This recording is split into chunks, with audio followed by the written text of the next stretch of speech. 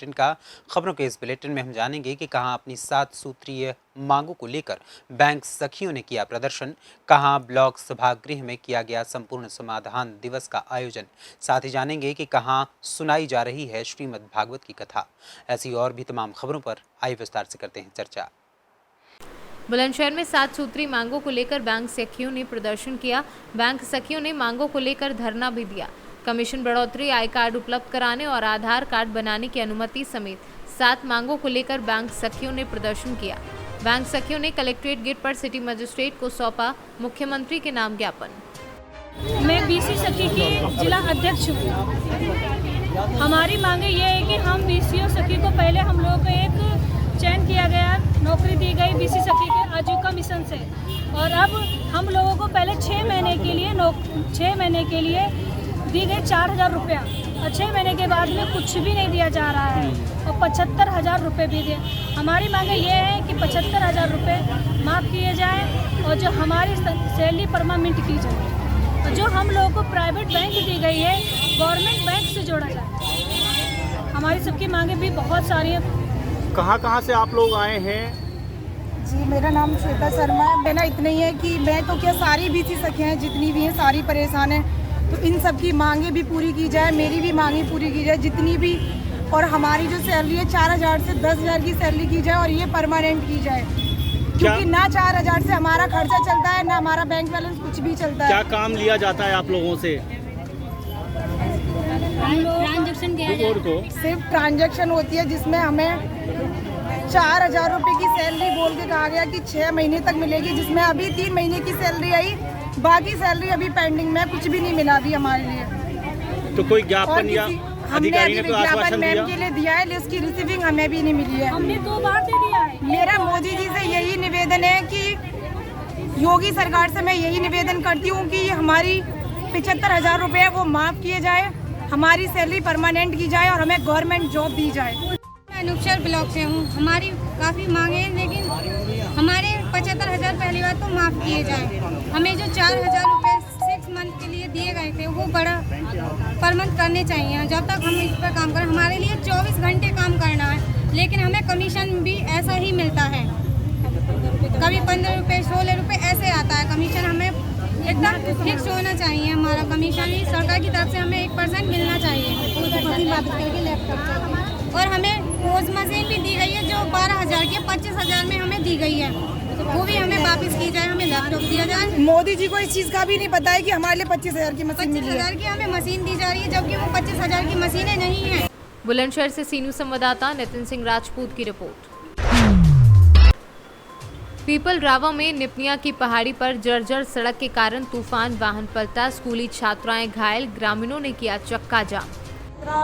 16-17 लोग थे लगभग, और वहाँ तक का रास्ता बहुत ख़राब है, तो पीपल राव और निपानिया के बीच में उस रास्ते पे गाड़ी का बैलेंस बिगड़ा और वो पलटी खा गई।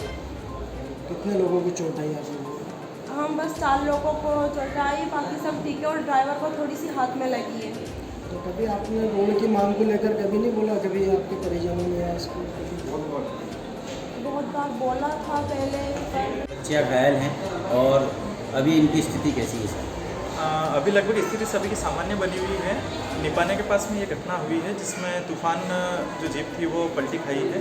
लगभग 17 से 18 बच्चियाँ थी इसके अंदर, जो हाई स्कूल पीपल रामा के लिए जा रही थी, जिसमें से 4 सीरियस को यहाँ सोनकच अस्पताल लाया गया है। उसमें से 2 बच्चों को हेड इंजरी की वजह से हम देवास MGH में CT स्कैन और फर्दर ट्रीटमेंट के लिए रेफर करें।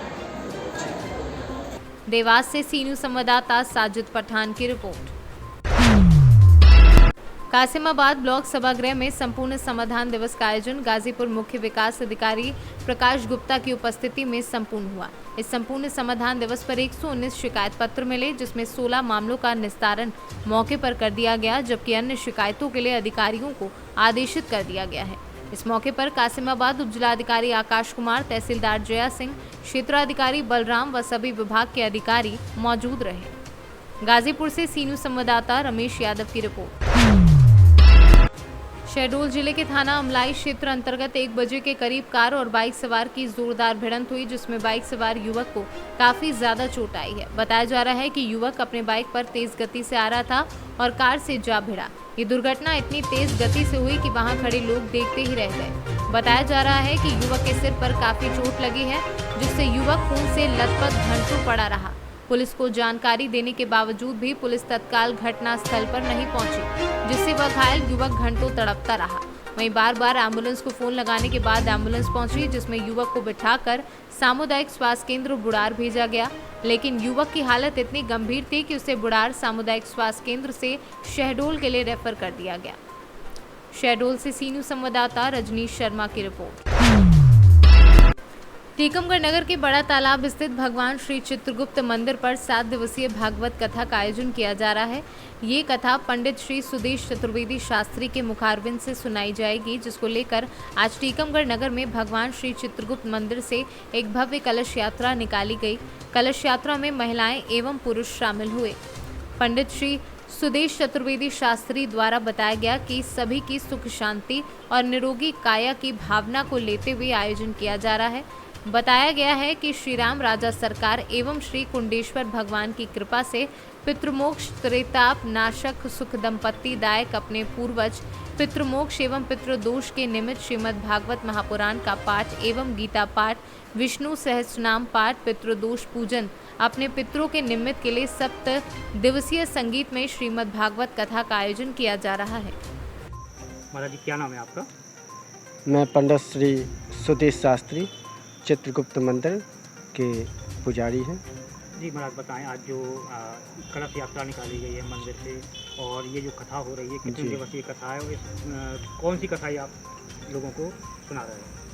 ये इस समय हमारे हिंदू वैदिक के अनुसार जो पितृपक्ष हैं, 16 दिन के जो पितृपक्ष होते हैं, ये हर साल कुमार के महीने में आते हैं।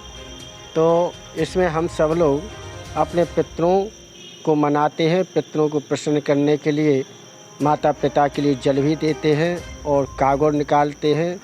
गाय के माध्यम से, ब्राह्मण को भोजन के माध्यम से और कौआ के माध्यम से जो भोजन प्रसादी है, जो हमारे पितरों तक पहुंचती है, साल भर के लिए वो तृप्त होते हैं। उन्हीं के निमित्त आज श्री राम जानकी और चित्रगुप्त भगवान की कृपा से, सभी भक्तों के सहयोग से, सभी को लेकर के कुछ इसमें मुख्य यजमान भी बने हैं, कुछ यथाशक्ति सहयोग से ये 18 तारीख से 25 तारीख तक एक कथा चलेगी। 25 तारीख को पितरों का विसर्जन होगा, हवन होगा, भंडारा होगा और 24 तारीख तक कथा चलेगी। टीकमगढ़ से सी न्यूज़ संवाददाता गिरीश कुमार खरे की रिपोर्ट। संदिग्ध परिस्थितियों में महिला की मौत, 11 दिन बीत जाने के बाद भी नहीं हुआ आरोपियों की गिरफ्तारी। पूरी घटना को लेकर मृतक का बेटा 12वीं में पढ़ने वाला छात्र ने एसपी, डीएम व मुख्यमंत्री को पत्र देकर निष्पक्ष जांच की मांग की है। बीते 8 सितंबर को 35 वर्षीय पानमती का शव घर में फंदे पर लटकते मिला था। मृतक के बेटे ने बताया कि हमारी मां से आए दिन बड़े पापा और बड़ी मम्मी व घर वाले बराबर झगड़ा झंझट व प्रताड़ित करते रहते थे। हालांकि पुलिस ने एफआईआर दर्ज कर जांच शुरू कर दी, जिसमें एक आरोपी को गिरफ्तार कर लिया है, लेकिन पुलिस अभी भी 4 आरोपियों की गिरफ्तारी नहीं कर पाई है। जब पढ़कर लगभग हमारा 10 बजे छुट्टी होता है, 11:30 बजे घर पहुँच जाते हैं। जब हम घर गए तो कुछ दिन मम्मी को खोजे, हमारी मम्मी नहीं मिली। तो नहीं मिली तो उन्होंने सोचा कहीं भी चली आएंगी, चली आ जाएंगी। और भूसा वाला घर है, उसमें जाकर देखा तो मेरी मम्मी लटकी हुई थी, फांसी के फंदे पर लटकी हुई थी। उसके बाद मैंने पढ़कर मम्मी को रोने लगा तो हमारे बड़े पापा और उनके लड़के दोनों लोग आए और उसके फांसी के फंदे पर से उतार कर और नीचे चौकी था वहाँ पर सुताए उसको। और सुताने के बाद कुछ लोग आ गए, हम रोने लगे, हमको पूरा पकड़ लिए थे, मोबाइल सब हमारे छीन लिए। छीनने के बाद बाहर ले गए और बाहर ले जाने के बाद अब इसको मम्मी को जो कहा जल्दी यहाँ से हटाने लगे, चलो इसे कल फूंक देते हैं। तो गांव के लोग पूरा जुट गए। हम बहुत ज़बरदस्ती करते हैं, कम से कम हमारे मामा को, नानी को, मौसी को आराधन दिए। गाँव वाले कोई नहीं माना हमारी बात। उसके बाद उसको मम्मी को कला जो होता है बनाकर ले चले गए शमशान घाट पे। हम घर पे ही थे तो हमको फिर बरियाई से हमारे गांव के लोग कुछ लोग हमको पकड़कर शमशान घाट पर ले गए और वहाँ ले जाने के बाद वो कुछ दूरी बैठा दिए थे। कुछ दूरी बैठा कर और जो गोईठा वोईठा होता है उसको उस पर सुता कर गोईठा से पूरा ला कर मतलब ऊपर ढक दिए थे। और कुछ लोग थे कि पेट्रोल डीजल ला कर ज़बरदस्ती, हम आग तक नहीं दे पाए मम्मी को, हम ज़बरदस्ती ले जाकर फूंक दिए हैं। और घटना हुआ उस दिन 4 दिन पहले से झगड़ा हमारे घर में चल रहा था। हमारे बड़े पापा और उनके परिवार के लोग और उनके लड़के मारने की धमकी दिए थे। एक दिन हमारे बड़े पापा हमारी मम्मी पर मार भी दिए थे, हाथ उठा भी दिए थे। तो हम उस समय लास्ट जहाँ पर चल रहा था तो वहाँ पे कोई नहीं था, सब छोड़ कर भाग गए थे। जब पुलिस पहुँची वहाँ पे तो वहाँ पे जब पहुँची तो पुलिस हमसे इंक्वायरी करी, हम जो ऐसा जैसे घटना उसको पुलिस को बताएं हम। अब वहाँ पे कुछ लाश बची हुई थी तो उसको काला जो पुलिस पहुँची उसको निकलवाई और उसके बाद मतलब कही कि इस लाश कुछ नहीं हो सकता, इसको जलवा दिया है, पुलिस ने जलवा दिया उसको। उनको यही लगता है कि हमारे माता जी को बड़े पापा और हमारे बड़ी मम्मी और उनके 2 लड़के 1 लड़की पूरा मतलब कंफर्म है कि यही मारे हैं साहब एकदम। FIR हुआ है, अभी कार्रवाई ढिलाई चले है साहब एकदम। हम यही चाहते हैं कि जल्द से जल्द उनको गिरफ्तार किया जाए और जो लोग इसमें किए हैं हमारी माता को मारे हैं उसको जल्द से जल्द कार्रवाई की जाए और हमको न्याय दिया जाए साहब उनको। हम कार्रवाई से संतुष्ट नहीं है एकदम कार्रवाई। बलिया से सीनू संवाददाता आनंद दुबे की रिपोर्ट। भदोही जनपद अंतर्गत सुरियावा CSC पर आयोजित हुआ निशुल्क ब्लॉक स्वास्थ्य सेवा शिविर, जिसका उद्घाटन भदोही के पूर्व भाजपा विधायक रविंद्रनाथ त्रिपाठी ने फीता काट कर किया। इस अवसर पर CSC सुरियावा के मुख्य चिकित्सक डॉक्टर RP पाठक ने स्वास्थ्य संबंधी तमाम विषयों पर जानकारी दी। साथ ही उन्होंने पोलियो मुक्त भारत बनाने के लिए लोगों से विशेष अपील की। जी सर, जैसा कि निःशुल्क ब्लॉक स्वास्थ्य शिविर का जो आयोजन किया जा रहा है और आपके निर्देशन में यहाँ पे जिस प्रकार से CSC पे कार्य हो रहा है काफ़ी प्रशंसनीय रहा है, लोगों के द्वारा चर्चा का विषय रहा है। इसको लेके क्या कहेंगे, सेवा पखवाड़ा जो चलाया जा रहा है भारत सरकार द्वारा? हमारे आदरणीय प्रधानमंत्री मोदी जी के जन्मदिवस 17 सितंबर के क्रम में मनाए जाने के क्रम में जगह जगह जो है आपके स्वास्थ्य शिविर लगाए जा रहे हैं और रक्तदान शिविर हो रहे हैं। तो इस क्रम में हमारे यहाँ स्वास्थ्य सेवा पखवाड़े का आयोजन हो रहा है जो कि 18 सितंबर से 2 अक्टूबर तक चलेगा। तो इसमें हम जो रूटीन में कार्य करते हैं उसके अलावा छुट्टियों के दिन भी जो है जैसे आज संडे को जो है हमारे यहाँ लगा कैंप और उसमें जो है मरीज देखे जा रहे हैं जी। और उम्मीद है कि सरकार का ये प्रयास हम लोग ग्रामीण जनता तक और सुविधा लेने वालों तक पहुंचा सकेंगे। और आयुष्मान कार्ड की भी जो है आयुष्मान कार्ड भी जो है भारी मात्रा में इस स्वास्थ्य सेवा पखवाड़े में बन जाए। और पल्स पोलियो का शुरुआत भी अभी 18 को ही हुआ है आज। तो क्या अपील करना चाहेंगे लोगों से पोलियो मुक्त भारत को बनाने के लिए? देखिए, भारत तो पोलियो मुक्त पहले ही हो गया था जी और 2012 के बाद केसेस नहीं है जी। लेकिन जो है इस बीच कोविड काल में पल्स पोलियो प्रोग्राम नहीं चल पाया, जो रूटीन इम्यूनाइजेशन में काफ़ी बाधा रही जी। तो ऐसे में जो है पोलियो वायरस के फिर से फैलने का खतरा जो है बढ़ जाता है। और अब फिर से जो है कोविड खत्म हो जाने के बाद रूटीन इम्यूनाइजेशन और पल्स पोलियो का जो रूटीन जो चल रहा था वो शुरू हो गया है। तो ऐसे में मैं लोगों से ये अपेक्षा रखूँगा कि लोग जो है इसका ज़रूर लाभ लें, क्योंकि जो है बहुत लंबे समय तक जो है रूटीन इम्यूनाइजेशन और पल्स पोलियो का ये कार्यक्रम जो है सब नहीं चल पाया था बीच में कोविड की वजह से। भदोही से सीनू संवाददाता नितेश उपाध्याय की रिपोर्ट। आज नगर पंचायत रानीपुर में वृद्धा दिव्यांग विधवा पेंशन का शिविर लगा, जिसमें 11 बजे तक 700 आवेदन जमा हुए। शाम 4 बजे तक 1780 फॉर्म जमा हुए। नगर रानीपुर मंडल में सभी ग्रामीणों के लिए ये योजना लागू हुई। सुबह से ही सैकड़ों की संख्या में दिव्यांग विधवा वृद्धा महिला और पुरुष की भीड़ लगी रही। झांसी से आए जिला प्रोबेशन कार्यालय अधिकारी राधा रमन सिंह व जिला दिव्यांग जन सशक्तिकरण अधिकारी लक्ष्मण सिंह यादव, नितिन कुशवाहा ने सभी फॉर्म को जमा किया। वहीं कई दिव्यांग विधवा श्रद्धा लोगों ने बताया कि सालों से पेंशन के लिए भटक रहे हैं। कभी ब्लॉक बंगरा, मऊरानीपुर SDM व अनेकों अधिकारी के कई चक्कर लगा चुके हैं और अब तक उनकी पेंशन चालू नहीं हुई है। पेंशनधारियों ने बताया कि कुछ महीने तो पेंशन आई और अब कई सालों से हमारी पेंशन नहीं आ रही है। वहीं नगर पंचायत के पार्षद भी दिव्यांगों की मदद करते नजर आए। पार्षद पप्पू मंसूरी, पार्षद राजाराम कुशवाहा, दीपक खरे आदि इस दौरान मौजूद रहे। क्या परेशानी हुई आपको? हमारे लिए साहब जो है पेंशन का कागज मैंने 2018 में भरा था। इसके बाद जो है 5 महीने बाद ये फाइल SDM का वो पहुँच रही है मऊरानीपुर तहसील में। जी जी। वहाँ से अभी समाज कल्याण विभाग को वापस मिली। हम 2-4 बार गए भी, कहते हैं हाँ भेज देंगे संभाल लेंगे। तो 2018 से आपकी पेंशन नहीं आई अभी तक? हाँ जी हाँ, पूरे दस्तावेज नहीं कोई भी, सबकी दस्तावेज रखे हुए हैं आप? बिल्कुल बिल्कुल रखे हुए हैं। देखिए कई वृद्ध लोग देखिए इधर उधर भटक रहे हैं। पेंशन आपका क्या है? पेंशन नहीं, अभी ऑनलाइन कराई थी। आता नहीं आई? कितने साल पहले कराई थी ऑनलाइन? हाँ भाई 8-9 महीना भाई। अच्छा, आपने फॉर्म कब भरा था? 2005 से भरा था?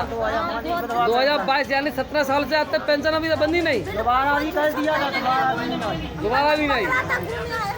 अच्छा, बंगला ब्लॉक हुआ ही आप मऊरानी पर सब जगह? ठीक है। कहाँ की रहने वाली हो? हमें 14 वार्ड के रानीपुरी की हो।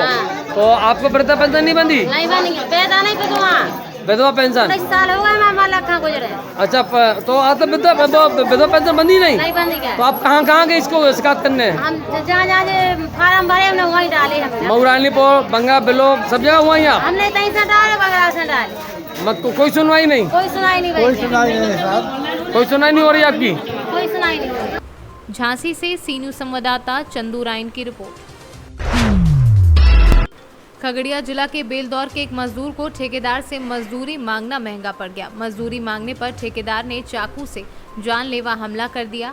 मामला बेलदौर नगर पंचायत के वार्ड नंबर 12 निवासी बंदे मंडल के 35 वर्षीय पुत्र विकास से जुड़ा है, जो गांव के ही एक ठेकेदार मुकेश राम पिता सुरेश राम के यहाँ काम करता था।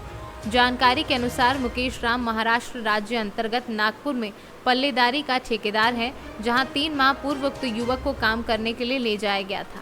कालांतर में मजदूरी ने पैसे की मांग बीते 11 सितंबर को ठेकेदार से की, जिससे ठेकेदार ने मजदूर को नशा खिलाकर जंगल में ले जाकर उसे ठिकाने लगाने की नीयत से उस पर धारदार हथियार से जानलेवा हमला कर दिया। मजदूर को अचेतावस्था में छोड़ ठेकेदार मुकेश राम फरार हो गया। इधर होश में आने पर युवक भटकते हुए और रास्ते में भीख मांगते हुए किसी तरह रविवार 9 बजे रात्रि में अपने घर पहुंचा। घायल युवक की पत्नी गुंजन देवी ने बेलदौर थाने में लिखित आवेदन देकर थानाध्यक्ष को इस मामले से अवगत कराते हुए न्याय की गुहार लगाई है। मालूम हो कि घायल युवक को ठेकेदार के भाई विकास कुमार द्वारा नागपुर भेजा गया था। नाम क्या हुआ? घर कहाँ हुआ? घर बेलदौर, वार्ड नंबर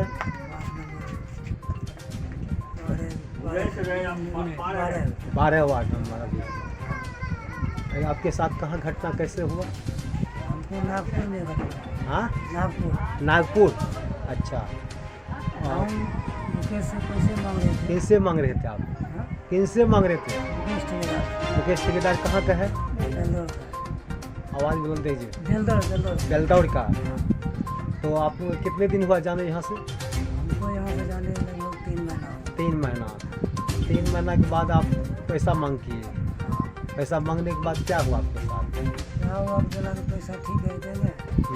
मेरी वही बोलता है देंगे मार देंगे कौन देंगे। अच्छा, इसे बोलते अचानक हमको एक दिन सुबह पता चला कि विकास को मारे। विकास मारेंगे पीटेंगे, किसने कहा? मुकेश ठेकेदार बेलदौर का ही है। उसका पिताजी का नाम क्या है? उसका पिताजी नाम सुरेश राम। अच्छा, उसका छोटा भाई विकास राम। तो उसका बाद हम सुबह हमको जानकारी हुआ, उसके बाद हम सुबह में हम वहाँ से निकल गए। जगह हुआ था, संडास करने निकले, हमको ये पता चला तो उसका बाद हम घूम के ले आए। घूम के ले आए, हमको ऐसा सब बात हुआ ना, हमको ये मारे। हम वहाँ से कहीं भटकने लगे अपने जान छुड़ाते हुए। वहाँ से जब निकले तो फिर हमको ये ठेका पे आया। ठेका पैसे से बात बोलने लगा कि इसको है ना दारू में जहर मिला के इसको पिला देंगे। अच्छा, दारू पीते थे क्या? दारू हम पीते थे कभी कभी पीते थे। अच्छा, हो गया। उसका बाद फिर क्या हुआ, हमको अचानक पता चला कि ये दवाई दिया जाएगा। उसका सब पैदा आधा बोतल पिए, जान छुड़ाते पिए तो हमको अचानक उल्टी हो गया। उल्टी हो गया तो उसका देखावट में बेहोश हो। टेम्पो में बैठ के हम निकल गए अपना काम चलाते हुए घर के रास्ते। घर रास्ते फिर स्टेशन जाते हैं, हमको क्या हुआ अचानक नहीं हुआ, हमको ये पता नहीं। आप घर कैसे आए? घर हम आए 10 दिन से भीख पत्ता उत्ता चुनते उनसे, हाँ पत्ता उत्ता चुनते ट्रेन पे मांगते जुलते खाए, ट्रेन पे मांगते उनके कोई दिया खाने पीने के लिए खाना। खगड़िया से सीनू संवाददाता रेशु रंजन की रिपोर्ट।